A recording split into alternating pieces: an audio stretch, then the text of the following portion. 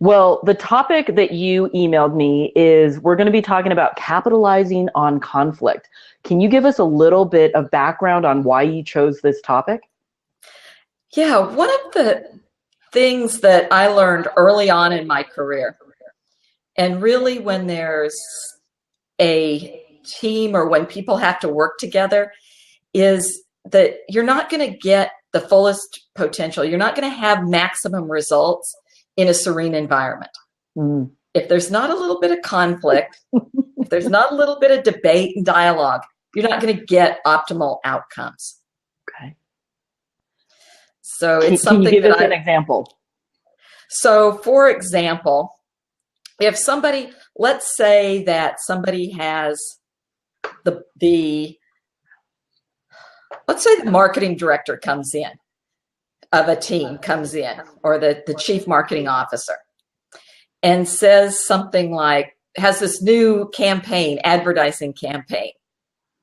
And let's just say it's a hospital and it's for wait times in the ER, in the emergency room. And that marketing director says, I've got this great campaign. We're going to promise less than 15-minute wait times in the ER. And everybody just kind of sits there and shakes their head. And then they go out and they implement it, but the emergency room staff can't Mm-hmm. can't perform on that promise. And the Mm-hmm. emergency room director, staff director, knew all along they probably couldn't do it. Yet they sat there and said nothing. Mm-hmm. So if there had been some debate and dialogue back and forth, they would have come up with a solution that the idea is, when you manage conflict appropriately and you have that dialogue and debate, you come up with a solution that works for everybody, an optimal solution.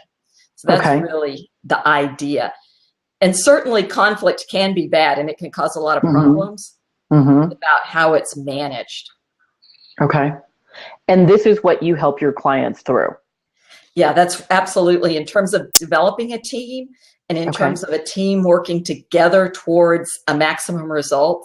That Mm-hmm. conflict, that well managed, or maybe it's corralled conflict, is really important to a team being able to perform at its maximum potential. Okay. If you think about a continuum, or you think about a bell curve, and you think about a bell curve that on the left-hand side, as you're looking at it, on the left-hand side, you've got false harmony. Okay. Then you've got the bell curve and it goes over to the right-hand side. And on the right-hand side, you have mean-spirited conflict. You've got people that backbite, openly backbite, backstab, are nasty to each other, about personally nasty to each other. So you've got those two continuums, you've got a bell curve. And if you've got productivity or maximum potential on the vertical, then where that bell curve hits its highest point, the midpoint, is where you've got maximum effective, healthy conflict. Okay. So it's, where people are willing to debate issues Mm. and ideas, but they don't get nasty with each other. Everybody cares about the relationship and everybody's vested in coming up with a win-win solution. So how do you keep your clients from becoming the 5-year-old children in the sandbox? What kind of strategies do you implement in either a workshop or a client situation? So actually, some of them start as the 5-year-olds in the sandbox. I worked with a team where they were so low on trust, and that really is where you have to start. They were so low on trust that they, on an assessment that I use, it's the 5 behaviors of a cohesive team assessment. It's based on Patrick Lencioni's work around the 5 dysfunctions of a team.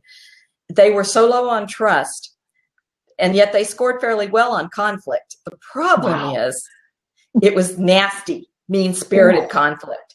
It wasn't the kind you wanted. So where you have to start is you really have to start with trust. You have to start with people respecting each other, with people feeling safe. It has to be okay it has to be okay to be that one person when everybody else is saying, yeah, I think it's a good idea. Yeah, I think it's a good idea. And lunchtime is approaching and everybody wants to get out of there and go eat.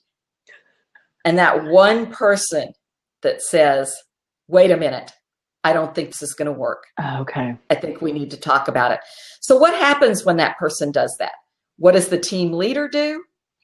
And what does the rest of the team members do? If they're ostracized, if the team leader says, don't worry about that, that's not a big deal, you know, we're going forward anyway. I think that person's going to speak up next time. Yeah, so a lot of it's about what behaviors you incentivize or you encourage, and which ones you disincentivize through the way you respond to it. So I know you can't tell me a client name. How do you do this with your client? Like, what kind of an exercise do you take them through? Because trust is something, it's built up over time, right? It's not something you can shift very quickly, but trust is something that you have to earn. Yeah, you do have to earn trust. And for some people, you have to earn trust. Okay. Other people, you have to lose trust. Okay. So there's some people who start out trusting, and they're going to trust you until you give them some reason not to trust you. Okay. And you're probably going to have a few of those people on a team. Okay. Then you've got other people that I'm not going to trust you until you prove you can be trusted. Okay. So there's several things. Trust is really, and I don't want to go real deeply into this right now, but trust is really a innate, primitive part of our systems. And we distrust with that primitive part of our brain, sometimes called the amygdala. So people have to feel safe, and they have to feel like they're not going to be, they're not going to get their hand slapped if they speak out, Okay. And that's really the leader's function. The leader has to do that. So that's through work with the leader. Okay. Some of the other things that you do to build trust, familiarity. We naturally and normally trust people that are similar to us. Okay. That's another innate part of our biological wiring. The more similar somebody is, the more likely we're to trust them. It's just natural. Doesn't mean we can't trust people who are different. Right. It means it doesn't come as naturally. Okay. So one of the things to do is find similarities. Okay. What are the similarities? And it's one of the reasons that when we kind of naturally go when we meet somebody to look for similarities. So, even Kim, when you and I first met, the fact that I was from Colorado, the fact that, I watched football, that CU is one of the schools that, especially when they're, I'm kind of a fickle fan. That's a trait of LSU fans, but that CU is a team that I watched. Those were all things that helped us, even though we look really different, right? Right. And right now we live in really different parts of the country. And have only met physically once. Those are those kinds of things that build a connection. Okay. So on a team, that's one of the things that's really important is that you help people find similarities. Okay. And, there's some exercises that you can do to do that, just sharing exercises. The second thing is to really help people value differences. Oh, okay. So first find similarities, then value differences. And I use assessments to do that. I use an assessment called Everything DISC, which is a 4-quadrant assessment that helps people understand how they perceive the world and how other people perceive the world and how that can be different. So just going back to trust for a minute, certain people in that 4-quadrant model, they're called the ones who fall into the influence quadrant, are more likely to trust until trust is lost. Okay. Whereas people who fall into the conscientiousness style are those folks that you're going to have to gain trust. Okay. Wow. Good information. Very good information. Now, I know you also wanted to talk about full potential is never realized in a serene environment. How does that manager manage that balance of the wheels have come off the bus to everything is kind of stagnant and everybody's a little bit happy? Yeah, that's a great question. So one of the things that the manager, we've talked about a couple of things. One is, how do they react? Do they, slap somebody's hand when they dialogue, debate, bring up things that could be an issue, or do they welcome that? So that's one thing. Okay.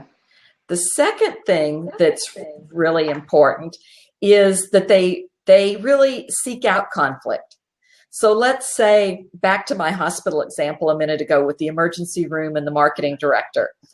The leader could have said something like, Tim, that's really going to have an impact on you and your team, I would think, Tim being the emergency room director. What are your thoughts? So actually dig for that conflict. Mm-hmm. If the leader comes in with an idea, to actually ask for devil's advocates. Okay, Sue, I want you to play devil's advocate today. Okay. And tell us what everything you see that might go wrong. So to really not just accept those first answers. Okay. So you can kind of set it up to see what can we do. And to dig a little deeper. I always like to ask the question when we get ready to move on. Everybody says, and oftentimes a leader will say, does everybody agree? And people kind of sit there and shake their hands. That question needs to be followed up with, is there anybody that doesn't agree? Because if I ask you that question, if I say, does everybody agree? And you don't agree, you can kind of sit there in the background and be quiet, not really say anything. The more direct question is really going to potentially cause you to say, I'm just going to raise my hand a little bit here cautiously. And hope I don't get stoned by my colleagues. I still have fingers left when I put my hand back down. But, it's more likely to find disagreement than just asking, does everybody agree? Okay. And do you think it is, communicating whether people agree or disagree, it's really neutral information until the organization or the team chooses what to do with that information? That's a really great point. Conflict is inevitable. It's not good. It's not bad. It's inevitable. You're going to have conflict. The question is, how's it managed? And is it managed? And there's different ways of dealing with conflict. You can avoid conflict. Okay. You can compromise. You can just let the other person have their way. And with some issues, depending on how big of an issue it is, how important of an issue it is, if you and I are going to go to lunch today, and I want to go one place, and you want to go someplace else, that's conflict. Right. Now, we probably aren't going to spend an hour figuring it out, right? Because it's not worth it. We're not going to lunch today, unfortunately, but it'd be fun if we could. So it's really about managing. It's really deciding. It's really about focusing on, do you want to maintain the relationship? Because if you don't want to maintain a relationship with somebody that you're in conflict with, then what's the use of doing the hard work? True. So what if you're a manager? How do you maintain that balance of healthy versus unhealthy conflict? What if that manager, supervisor, or a C-level executive, they're the ones who have the conflict with somebody else? How do you recommend they manage that relationship? First is to recognize it. And sometimes if it's a senior level manager or any one person, if it's conflict between two people, sometimes it takes a third person to intervene and do some work with them. Sometimes they get to sit in that seat is what I call it. So, but the first is to recognize that there's a conflict. The second is to be willing to resolve it, to care enough about the relationship, to care enough about the issue, to resolve it in a way that is really brings up an optimal solution. So it's different from mediating, because mediating, you just want everybody to agree, right? You don't really care what they agree on to some extent. That's a little bit of an overstatement, but I've been accused of oversimplifying things. Well, sometimes things need to be broken down to what I call the 5th grade level. Is if you overcomplicate it, definitely the people may or may not get it at that particular time. Yeah. So wow. It's to recognize it and want to care about the relationship and look for a win-win solution. And it may take outside intervention. Okay. Now, in terms of your client work, what kind of events do you offer or that you will be seeking to communicate your messages in 2016? Do a lot of different ways. One of my favorites is to do leadership retreats. And this work around conflict and around teams fits really well into a leadership retreat format. And the way I really like to do it is to work with a team to solve an actual problem. So rather than going in and saying, okay, we're going to do this team development work and we're going to learn how to do conflict and we're going to learn how to do trust and we're going to learn about commitment and all the pieces that go into that. We're going to solve this problem. And I'm going to facilitate you to solve this problem.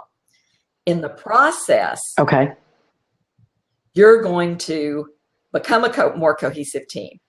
You're going to learn about the importance of trust. You're going to learn to do healthy, productive conflict. You're going to commit. And you're going to hold each other accountable and results, which is the 5 dysfunctions of a team model that Lencioni developed. So you're going to learn all that. However, it's going to be with the outcome or the ideal approach. What you're really trying to do is what we're really actually going to do is solve a problem. So does that make sense? Absolutely. And are you able to take this type of information and transfer it into obviously a workshop or even an all-day seminar? Yeah. So, workshops, keynotes, seminars, trainings within corporations, this information and the other pieces of work that I do around it are all very applicable for that. Okay. And what particular industries are you seeking to do your work? Healthcare obviously is one of them. And a lot of that has to do with the fact that that's my background. And I've spent a lot of time in hospitals and on the service delivery side of healthcare. So that's one. I work with professional services organizations, financial institutions, financial organizations, manufacturing. So all of those are really great industries to really do this work. Okay, fantastic. And let's tell the viewers, what makes you different from hiring somebody else? Like, why would they want to hire your company? I think one when you're doing this kind of work, quite frankly, is the fit and the personal fit. There's got to be a high level of trust. And so if somebody's going to hire somebody to do, especially at the corporate retreat level or the leadership executive team level, there's got to be a high level of trust. So that personal contact and connection has to be there. I might be the right person for some organizations and maybe not for others, just because of that. I think another reason is that one of the things I'm really good at is seeing what's going on within a team or within an organization very quickly and understanding that. And then I have the ability to identify and put the elephant in the room on the table, so to speak, without it breaking the table, might be the analogy. Without it coming crashing down on everybody. Exactly.